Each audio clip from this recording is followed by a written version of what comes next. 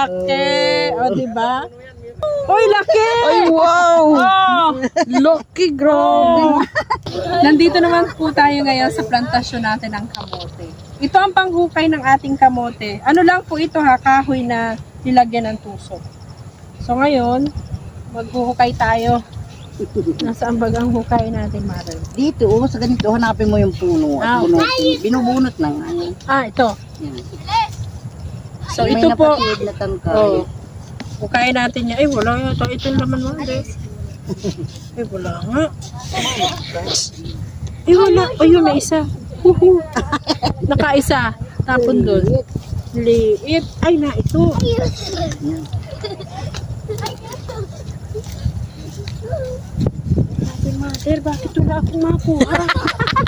Nasaan? Hindi na yan, binubunot na nga yan. Huwag kayo gugulong ay pag nagulungan ninyo yung apa na saan. Ito.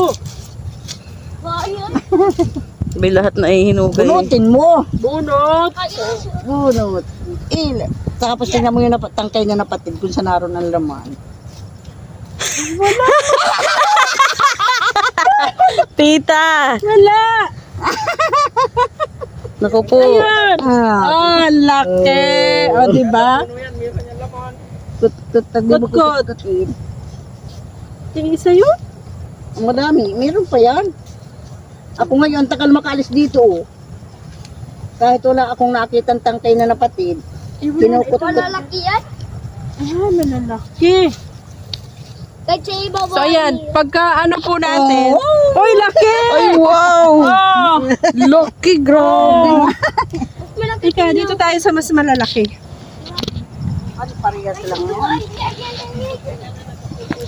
So, ito po, pagkabunot natin itong mga ganito. Dito naman tayo sa paghihiwalay kung yung malalaki. Depende po sa laki, ano. Kasi merong medyo maliliit. Ganito. Tapos ito, masarap tong ilaga. Ito pong variety na ito ay napakatamis. Ayan. Thank you for watching. Please follow for more.